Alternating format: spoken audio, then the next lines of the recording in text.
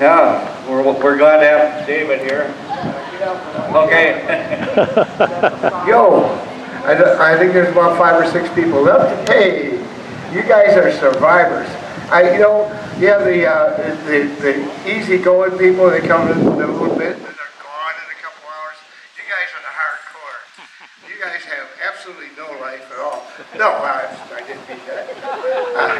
Anyway, yeah, I'm Dave Logsdon, VFP 27, and the Peace Bus, you see that right there. Normally, we're all excited to go up to Fort Ripley, but you know what? Open Streets Cedar, which is a big one, is on the same day. So the bus has got to go to Open Streets. But we will have representation at the Fort Ripley event. A couple other quick announcements. Get your pens and paper up. On Saturday, August 5th, at the Peace Garden at Lake Harriet at 7 o'clock in the morning. No, 7 o'clock at night. Okay, never mind. Let's see. I should get my bleep together before I get up here, don't you think? I'll skip that, but everybody knows about that. The Hiroshima Nagasaki on August 5th, they have the tea ceremony at night, and that's at the Peace Garden. But on the 6th, on the Sunday the 6th, at 7:30 in the morning, wake up early, come down to the Peace Garden there by Lake Harriet in Minneapolis, and you'll have the ceremony. John LaForge is speaking. Holy cow! Chickpea and Spring Bean are going to be performing there too. Wow, that's going to be a good one. And then on Tuesday the 8th, Nagasaki, there's a ceremony at the Labyrinth by Como Park, right by the big pavilion there at Como Park in St. Paul. Okay, bear with me, kids. Say no to nuclear war. That is on Saturday, August 5th. So it's not a conflict, and that'll be at the where the sculpture gardens are in Minneapolis at 1 o'clock. They'll have a big thing about the say no to nuclear war, appropriately on Hiroshima and Nagasaki event that coincides. And that is brought to you by the Minnesota Peace Action Coalition, and we're a proud member of that group. And also, on that Saturday, August 5th, are you still with me, kids? This is important. On Saturday, August 5th, at the Mounds Park, it's right on at Mounds. The Mounds Park is right on Mounds Boulevard, appropriately in St. Paul, and that's where the Indian burial grounds are there. And the mounds, they've been systematically destroying those mounds. And it's like, can you imagine going into Lakewood Cemetery and say, well, we're going to put a theme park up here. Nobody's using this. They're all dead. We're just going to put a theme. I think we would be kind of upset about that.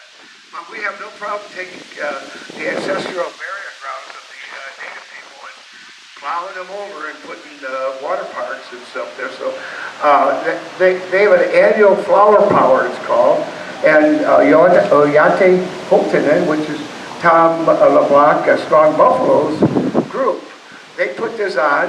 It's an all-day affair, and people bring flowers, and they put the flowers arranged in a big peace sign.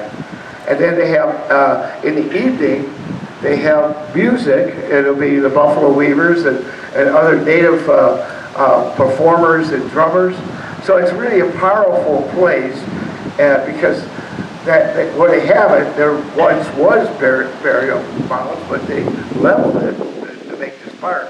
So it's very sacred ground, and you've seen Tom perform, and Tom brings it from a deep place, being ancestrally related to the Dakota people. So that is all my little announcements, and I just want to thank everybody for showing up. And we have we talked with Bill and I talked about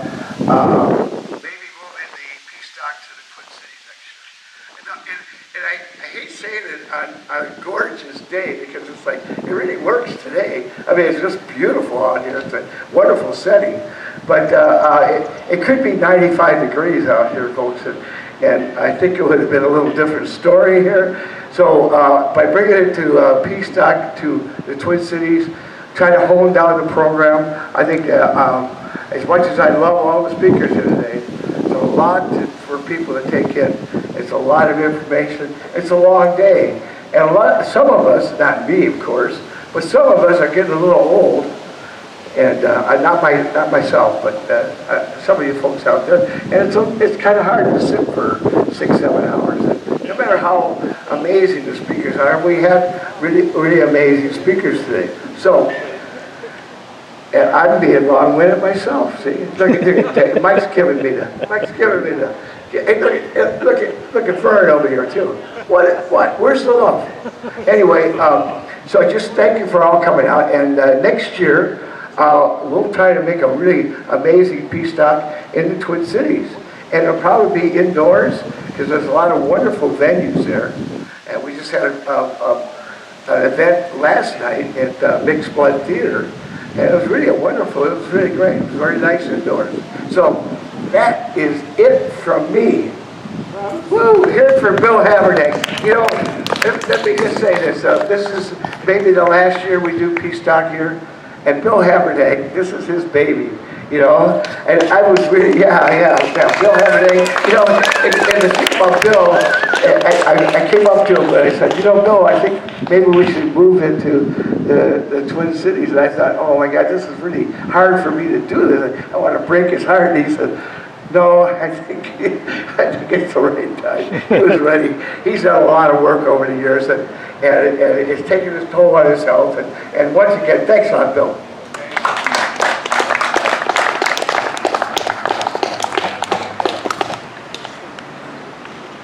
Thank you, David, for the kind words. Yeah, I've enjoyed doing this all the years, and it's been a lot of work, and it consumes a lot of my time, and I don't mind doing that.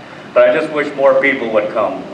I've tried so hard to get Red Wing people to come here, and a few do, but I just can't get it to work. I mean, I was on the radio this week. I was in the paper last weekend.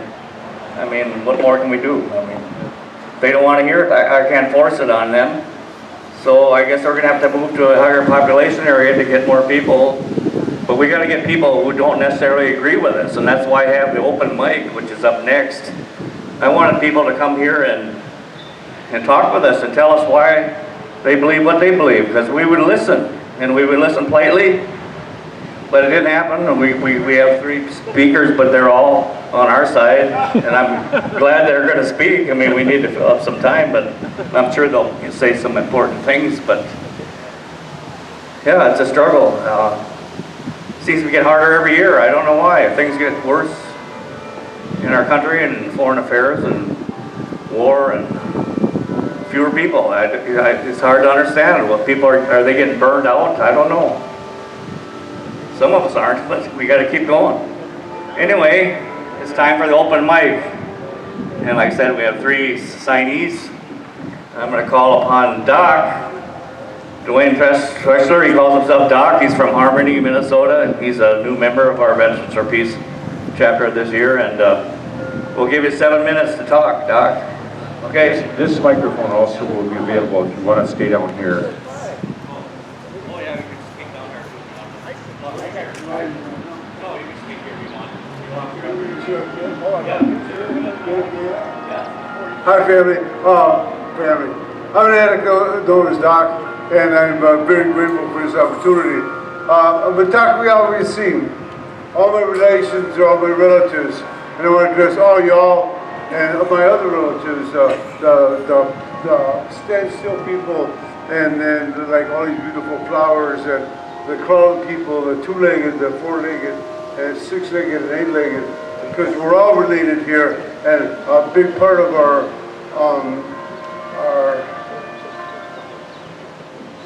suffering is not relating to all of us, and taking care of all our relations. And that's why there's our whole climate thing is happening. giving into, going back to some of what Mike Furter said earlier, this nation, the way I remember and understand now, has been at war since 1615 with only 28 years of peace and all that 400 and whatever years it is. The Spanish came and the French came and they warred with each other.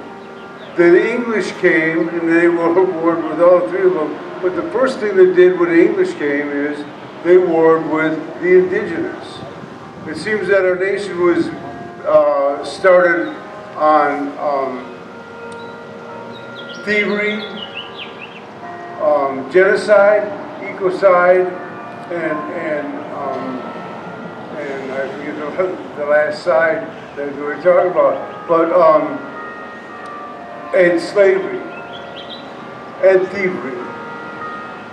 Like was earlier said, our Constitution was written by the rich who didn't want to pay taxes to England, so they formed a Declaration of Independence and then, without saying coerced, the rest of the population into fighting a war for them to get independence from the taxing corporations of England.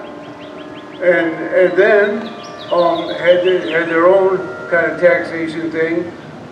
However, they only addressed 10% of the whole population. The women, the slaves, the indigenous, and the other foreign nations were not considered. The only people that had rights were rich, white males. And now through different congressional constitutional changes and amendments and all that stuff, things were changed as it was needed and as the people rose up. We've still been at war all this time. The Indian Wars, the War of 1812, the French and Indian War, the Civil War, and on and on and on. One thing that was brought up for that I heard earlier today was, who voted for this? Now, the Constitution and constitutional amendments say that war can only be declared by Congress. The last war that Congress declared was World War II. The Korean War was the first, the way I understand it, the first war that we had by executive demand or whatever that is. And then the Korean War came in, then the Vietnam War came in, so we could control the oil in the Gulf. And then all the wars ever since have been there.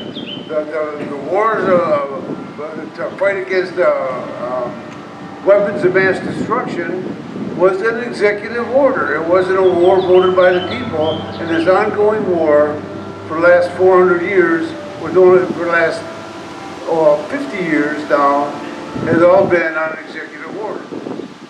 I think that it's important for us to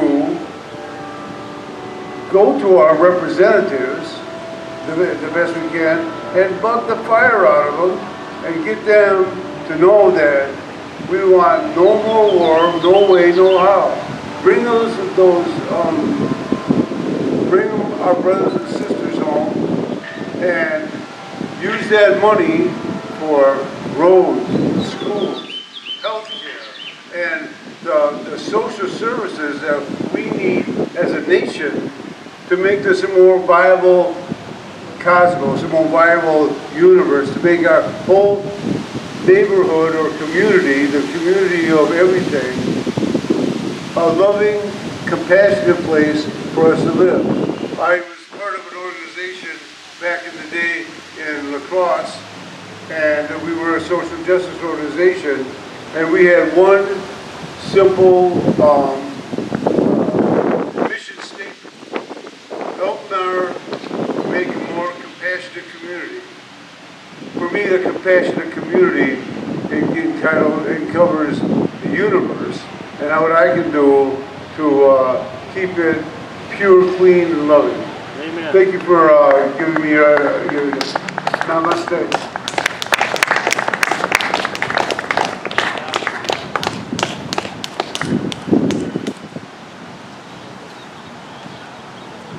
Thank you, Doc. Next up on our ledger is David Cooley from, was it from Minnetonka, is it? Huh? Oh, okay, Excelsior, yes. David Cooley is also a member of Veterans for Peace, and he wants to speak for a while. Hi, everyone. This I hope will be really short. It's kind of impromptu. I don't really have anything prepared at present. I hope to put it in, write something up for the next newsletter. But everything, all the thoughts that are going through my head today are partially prompted by what was said up on the stage here today. Starting out with Tom and Ben's, some would call them songs, I would call them prayers.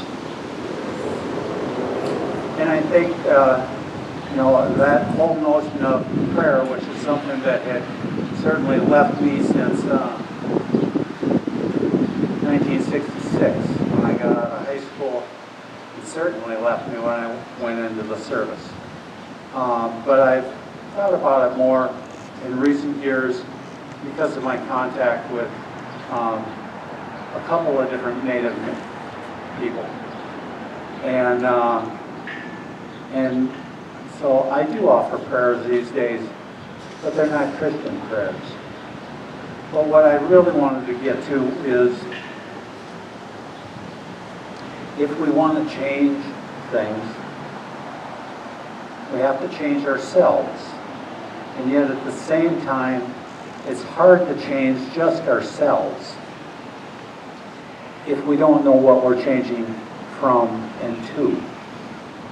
And typically, it's built around culture.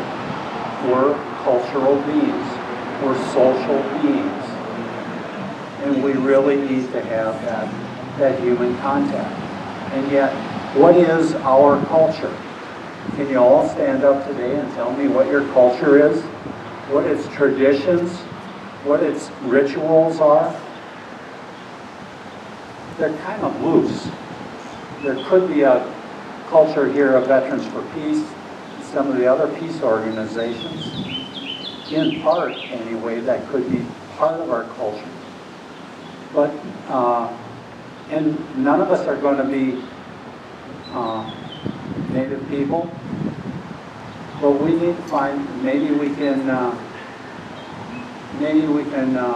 piggyback on what they're doing and try and figure out what our culture is. And we really need to develop our own culture, because it's part of our culture that we're going to be able to be strong and go forward in a, as Doc said, a loving way with all of our relations.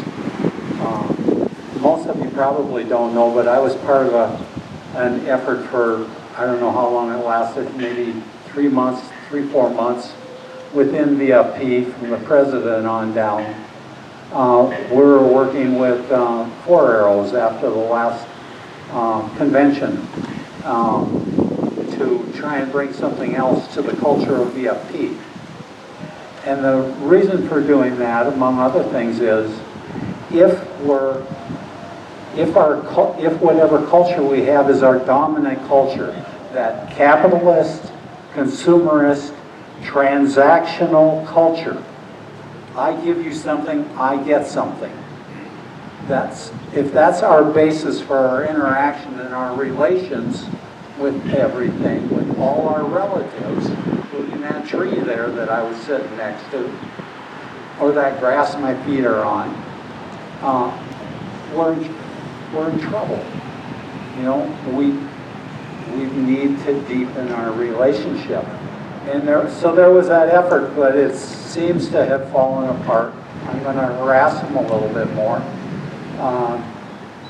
But I'd like to see a larger conversation about culture and about what Mike brought up earlier of doing things differently. Some of what we've been doing, but we have to admit a lot of what we've been doing has been kind of ineffective, and yet it's not listened to. We got to find ways to make people start listening to us a little bit more. And we've got one hell of a big megaphone out there with all the public media. We need to find a way to try and amplify our voice and get people to listen to us.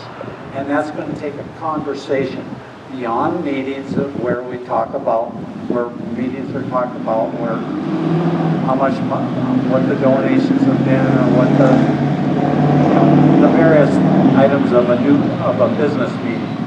We really need to talk about those deeper issues. We've got to set up the means and mechanisms to have those conversations. And I thank you for these few minutes today. Thank you all.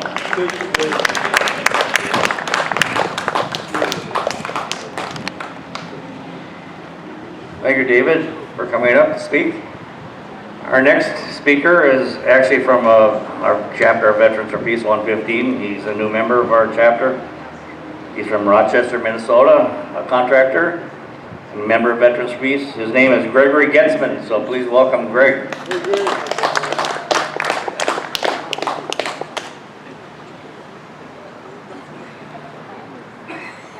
Well, I didn't plan on speaking. Like your son. Here I stand. I won't be long. But we need to convince people with red flags. We're at the verge of the Third World War. I don't know, how much more can you say? But we don't want to go with the fear. We're going to go with something like looking at political solutions. I don't see any representatives here. I don't see any representatives here from the Senate, Klobuchar, Smith, the foreign policy advocates. I don't see them present or coming and speaking. Maybe they could get a few votes. And I don't see our first district representative, who represents 700,000 people in the first district. He was invited too. I'm glad he was invited. And I'm glad, I'm glad I'm able to get up and speak. There's drones. Think about the future of drones. And then add the AI element into that. And what do you get?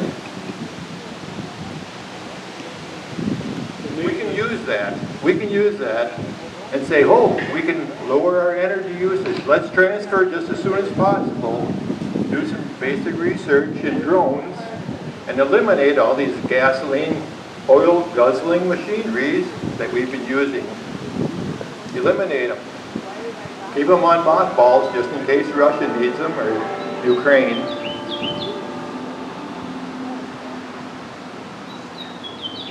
One thing we did during Vietnam is we went to the ministers, the religious people, and talked to them. Talked to the ministers, the rabbis, their representatives. And then they said something about diplomacy. If we have to make concessions, let's do it. Whatever it takes to make peace. Thank you.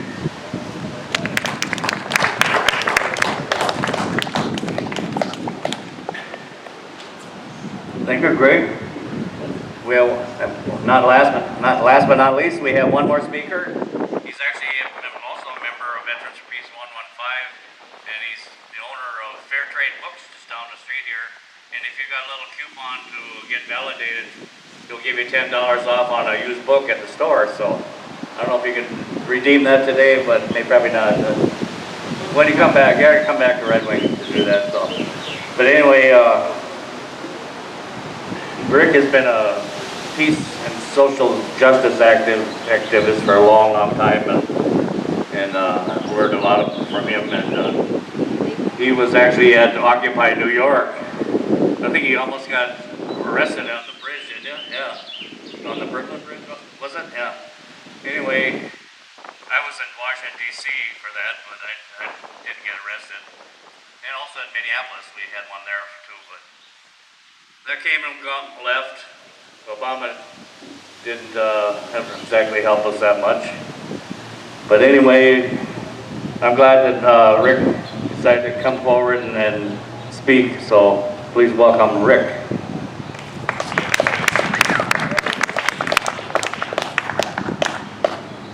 We should all be very grateful for Bill Habedank and all the effort he's put into Peacestock and all the other adventures of Veterans for Peace. Raise your hand if you want to hear about one more dire existential threat to humanity and the biosphere. Great. So I do have prepared this. So there's been an astonishing breakthrough in artificial intelligence in just this past year. The potential benefits are broad and breathtaking. The potential harms, however, are dreadful and could lead to dystopia or outright human extinction. The extreme dangers of continued large-scale development of artificial intelligence has led 600 prominent figures in the field to sign an open letter warning of this existential threat.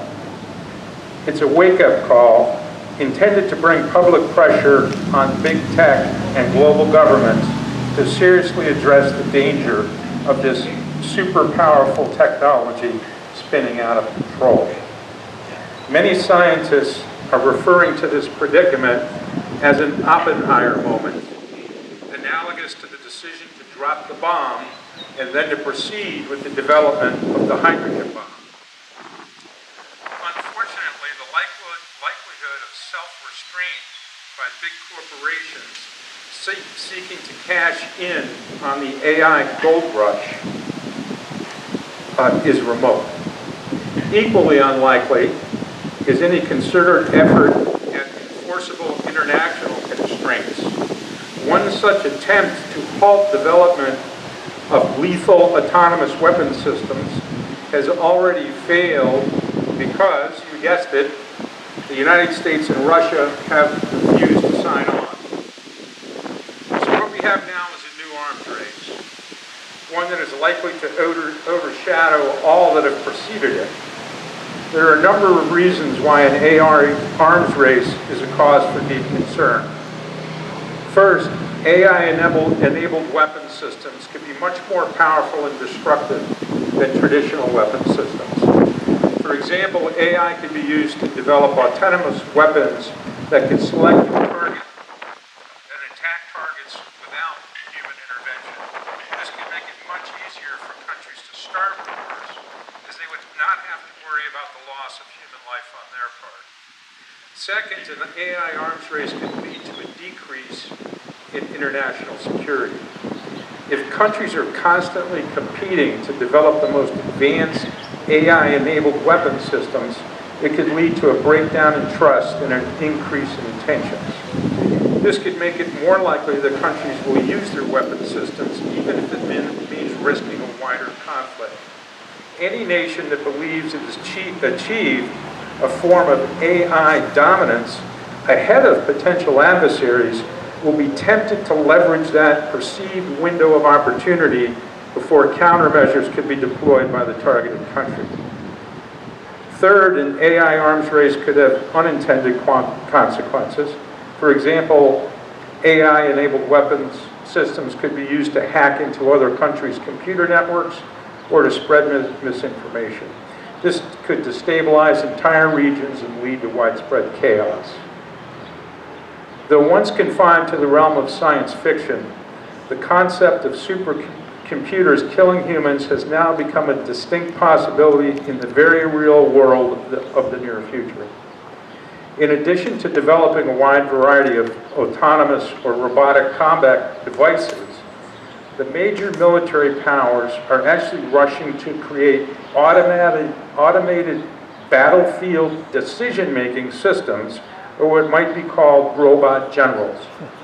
In wars in the not-too-distant future, such AI-powered systems could be deployed to deliver combat orders to American soldiers, dictating where, when, and how they kill enemy troops or take fire from their opponents.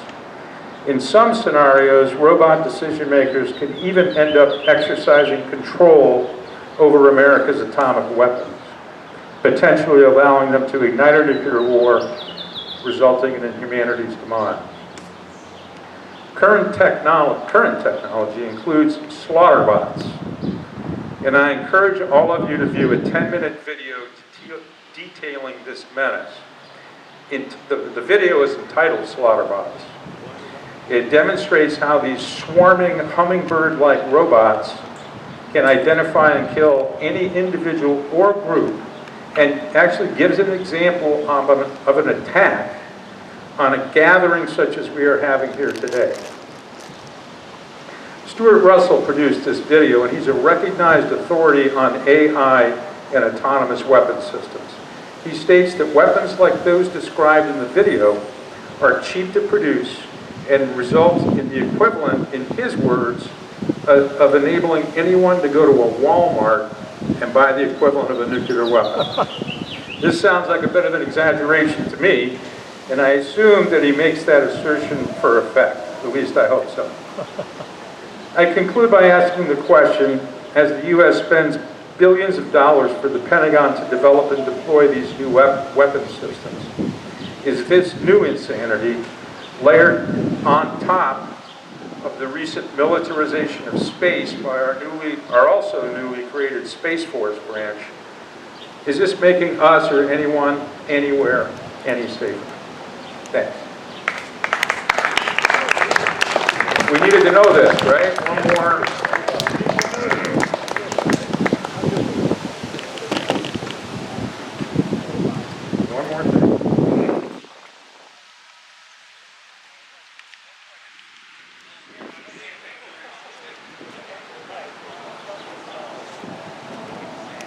Thank you, Rick.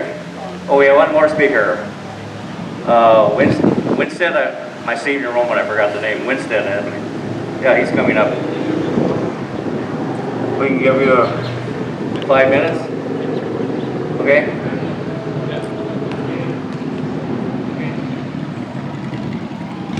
I wanted to bring this back to where we are here and now from all of that frightening stuff going on way around the world.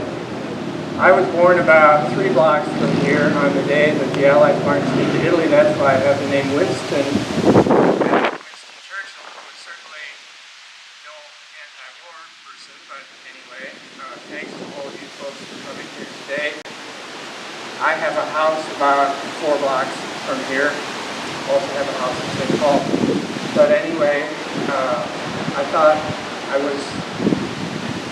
should say I guess because exactly 1 month ago, my older brother Jim was, his final service was right across the street here at the Methodist Church where I grew up. And he spent a couple of years down in Panama pushing a pen for the U.S. Army, which entitled him to the military observance up at Oakwood Cemetery up the street from here. I have the oversized flag that he was given as a result of those 2 years that he spent.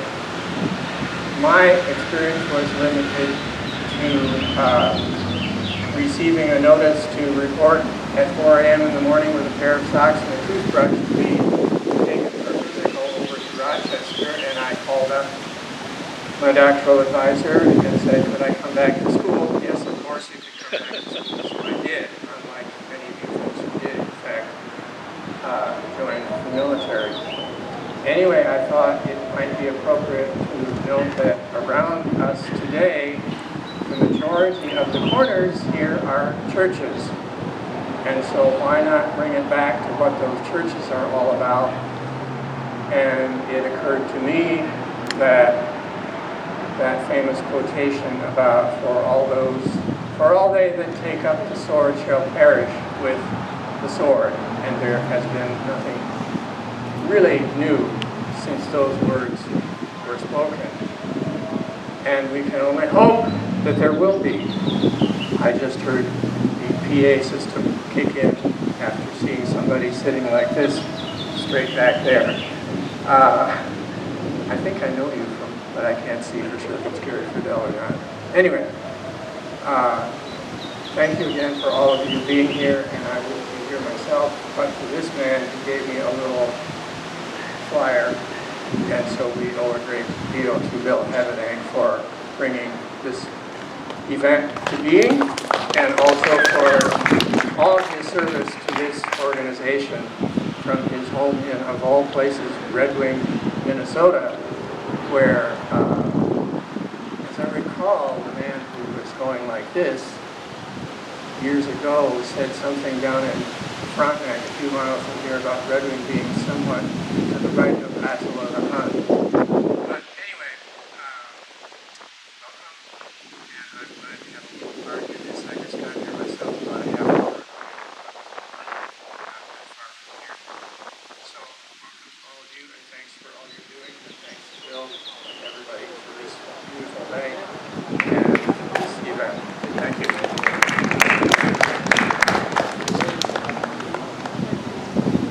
Thank you, Winston, for the courage to come up and speak. Appreciate that. I guess that concludes our open mic. I just want to add to something that Winston said, how his brother served in the military, and what we should, Jesus said we should not take up the sword, you know. And it reminded me of back in 2003 when my father died on December 30th. And of course I had to go up to Thief River Falls for to formulate the funeral arrangements and attend the funeral and attend to my dad's stuff. But my sister and I were sitting in the funeral director's office, and my dad's best World War II buddy was sitting next to me too. And funeral director said, well, the firing squad will be honoring your father at the funeral. And I just, a week before, committed myself to be a peace activist. And I looked at him, I says, no, there's going to be an honor guard, but there'll be no guns. He was taken back, and certainly my dad's best friend was taken back, and he couldn't understand why I said that. But that's the kind of change we're looking for here. We got to stop the violence. If we don't, we're all going to end up in, whoever knows, we won't be alive very long. So we got to find a way to stop this violence. So that's what I got to say about that. So.